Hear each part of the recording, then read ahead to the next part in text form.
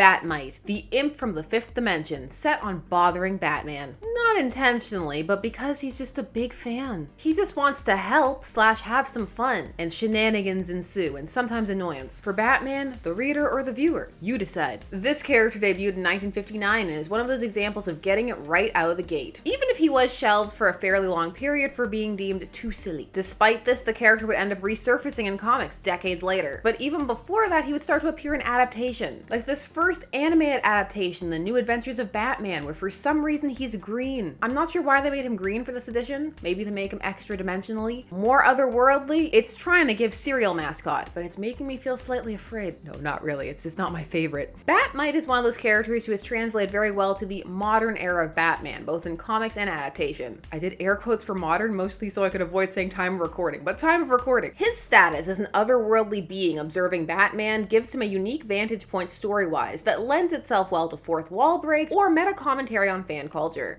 Sometimes both is good. But at base, his idea holds up. That being that he is a uniquely irritating presence for Batman. Unique in terms of being something that Batman doesn't usually have to contend with, not in terms of character concept, because we had Mr. Mxyzptlk before that, over to bother Superman. And Bat-Mite is very much just that before the Dark Knight. Even the Silver Age acknowledged this by having Mixie and Bat-Mite team up. So why are we highlighting Bat-Mite? Why now? Well, if not now, when? But also because his first appearance is very amusing and has some highlights that don't necessarily have to do with Bat-Mite, but with Batman's reaction to him. It was amusing and I wanted to share it with you. Also, it'll be foundational for all the other times we're going to talk about Bat-Mite. In this story, Batman is just very concerned about the perceptions that criminals have as to how their crime fighting is going. It makes this issue pretty funny because it introduces a stress element that doesn't have to be there and just makes Batman look a little odd. I'm Sasha, this is Casually Comics, and let's meet Bat-Mite. Bat-Mite was created by Bill Finger and Sheldon Moldoff. He debuted in Detective Comics 267 as mentioned in 1959. And the story was called Batman Meets Bat-Mite, so there's no mistaking it. He's also featured on the cover, which is being very accurate. He does show up in the cave and want to help out / join their team. The M on his costume that's got that extra peak because it's meant to be a bat, it irks me. We open on a regular evening for Bruce and Dick. They're about to go on patrol. It's a low-key night, no summons up in the sky. Just gotta go and make sure the streets are safe. But when the dynamic duo gets to the cave, it's a mess. Things are open and have been tampered with, and as Batman and Robin get concerned, Bat-Mite makes himself visible. It's an elf dressed in a crazy looking Batman costume.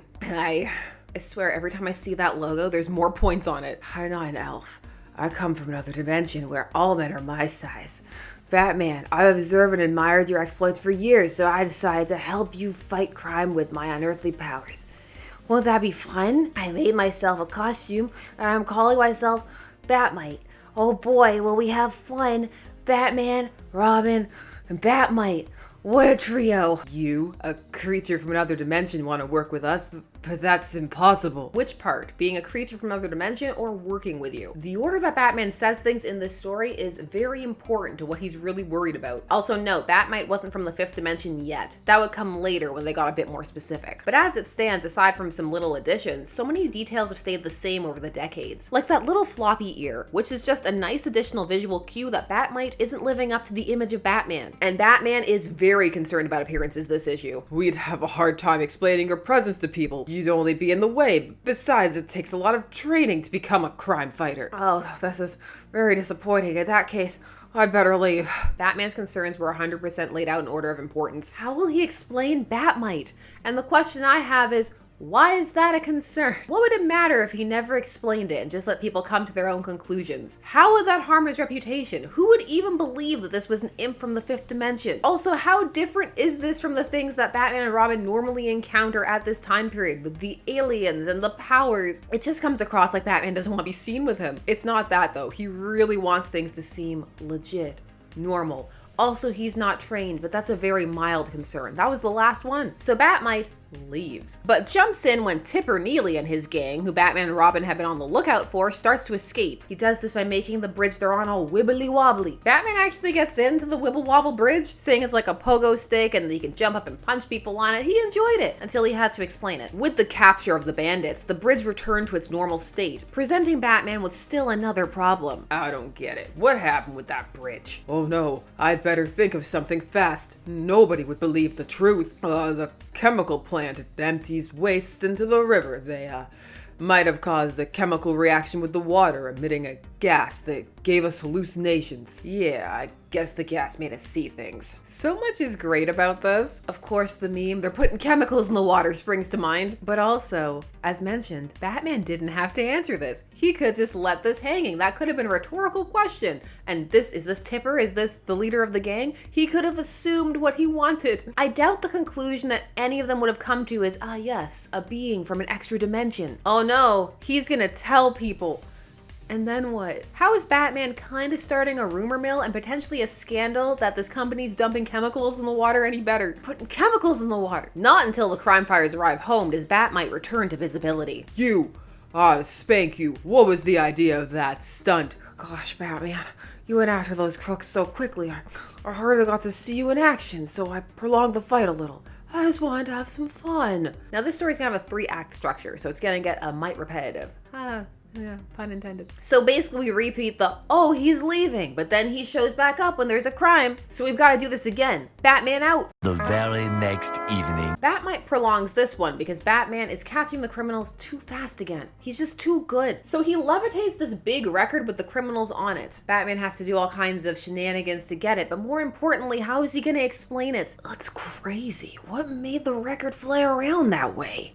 Something may have gone wrong with the photograph's motor, causing it to flip the record so hard the momentum kept it flying. No one's gonna believe that. Say there's chemicals in the air. Bat-Mite is getting on the dynamic duo's nerves. They're tired of his idea of fun. But it's now time for my favorite gang in this story. Next evening. See, now he's bothering them over days. That is a bit much. Robin, I just got a tip that the Yellow Gloves gang plans to rob the safe of the Gotham Auto Company. I've already warned the manager. He's replaced the cash in there with fake money. So all of this is supposed to go down in a warehouse that's going to be empty. When Bat-Mite hears this, he fills it up with a bunch of stuff. But that was not what caught my attention. I was just intrigued.